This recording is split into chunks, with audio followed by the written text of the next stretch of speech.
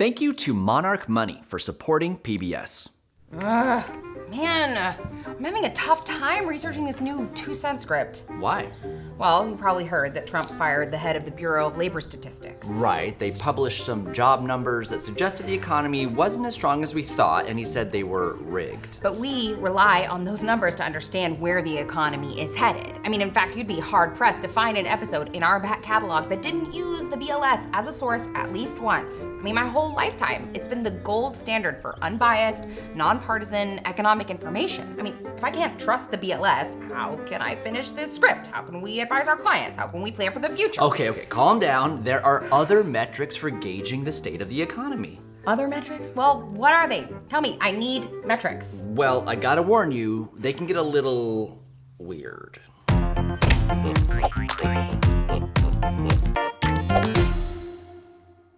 We all know that people tighten their belts when times are tough, but there might be another economic indicator below the belt. Alan Greenspan, the former chair of the Federal Reserve, famously proposed men's underwear sales as a potential gauge of economic health. The thinking goes that since it's the one piece of clothing that no one sees, it's the first garment purchase that households forego when they have to cut back. This is just one of many strange and dubious statistics that have been floated as a window into the financial mindset of the American people. And it's not the only one related to clothing. Another theory, which supposedly dates back to the 1920s, claims that the average length of women's dresses and skirts reflects the health of the economy. The hemline index, as it's known, does seem to have some anecdotal validity, but not much of an explanation other than that maybe people tend to feel more confident and carefree when times are good. To stay on women's fashion, the lipstick effect suggests that when sales of certain beauty products go up, it could be a warning sign for the economy. In 2001, the chair of cosmetics giant Estee Lauder noticed that lipstick sales increased after the September 11th terrorist attacks, and a similar rise was noticed during the aftermath of the 2008 financial crisis. He theorized that as people cut back on larger luxuries, they actually allow themselves more of the smaller, affordable luxuries like lipstick. This is not too different from a perceived trend in snack foods. Many snack companies report a decline in sales during a recession as people focus their grocery budgets on the necessities. Except for candy, which can sometimes see an increase in sales. Perhaps people need a pick-me-up during tough times, or maybe they consider candy to be more bang for their buck than chips and crackers. Alcohol sales follow a similar pattern. As consumers feel the pinch, they tend to prefer cheaper beverages like beer over, say, pricey bourbon. Some liquor distributors report higher sales of mini bottles during recessions, like the kinds you get on airplanes, as drinkers try to scratch the itch without breaking the bank.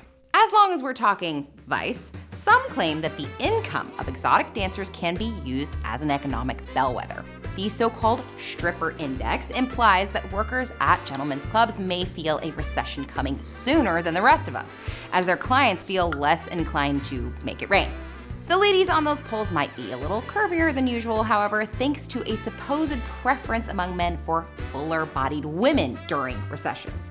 Some think this is a subconscious reaction to resource scarcity. That is, when times are tough, the wayfish look just remind you of malnourishment. However, it correlates to a study that tracked the physical characteristics of celebrities through the second half of the 20th century and found that when times were good, the public preferred performers with childlike features, with large eyes, small chins, and thin waists. During times of economic stress, however, they preferred more mature features, small eyes, broad chins, and thicker physiques. The theory is that when you are feeling insecure, the presence of adults can be psychologically reassuring. Coffee is often considered an inelastic good. That is, demand for it stays the same, despite price and income changes. No matter how bad the economy gets, people gotta have their morning joe. However, if your local coffee shop seems a little slower than usual, that can be an economic red flag. And not only because people are cutting back on $6 lattes. Coffee shops are where people go to work and to have meetings, sometimes even on Zoom. You know who you are. If there's less business activity in general, you're likely to see that reflected in those empty tables. With more people staying at home, it makes sense that some dating apps report higher usage when the economy sours. After all, you've got more time to sit and swipe. But I'm not sure if those people are actually going out on dates, since deodorant sales tend to drop during a downturn. Inversely, the sales of laxatives will often rise, perhaps because we're all feeling a little backed up.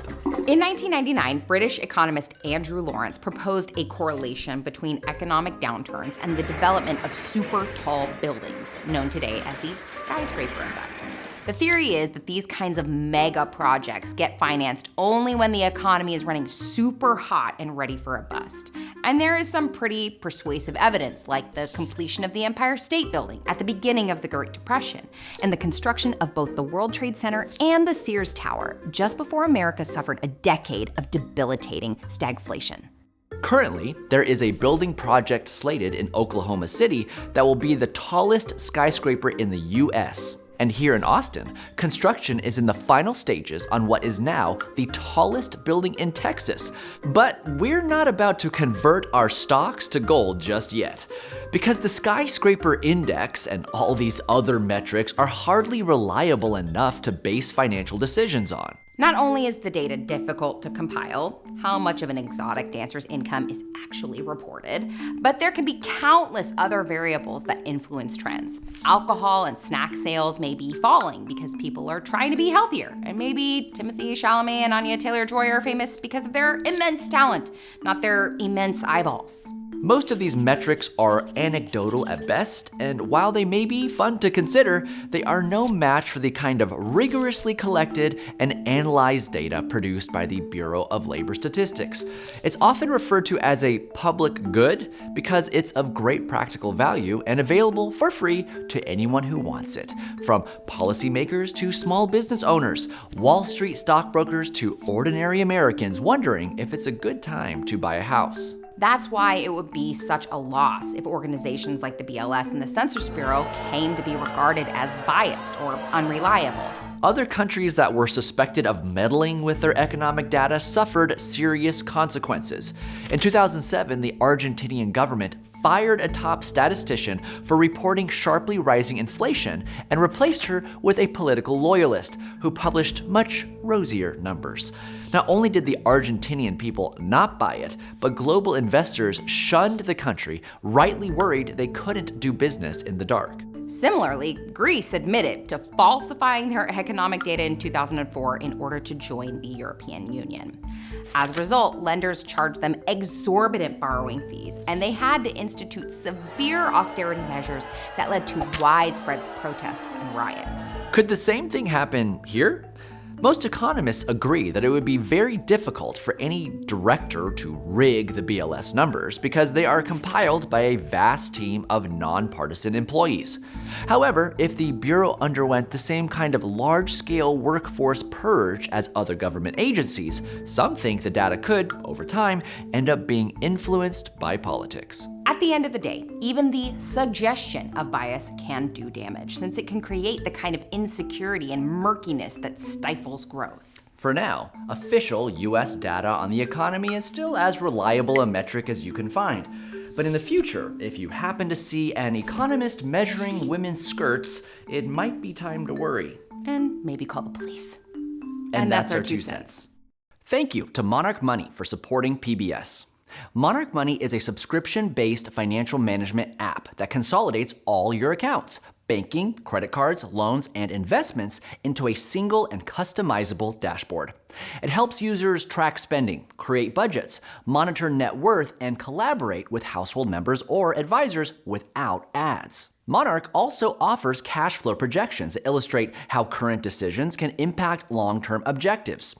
Its goal tracking tools enable users to plan for milestones such as a home purchase, debt payoff, or retirement. Monarch supports both desktop and mobile access with security features such as bank-level encryption and multi-factor authentication. Click the link in the description to learn more or use the code 2 cents to get 50% off your first year of Monarch. Thanks to our patrons for keeping 2 cents financially healthy. Click the link in the description to become a 2 cents patron.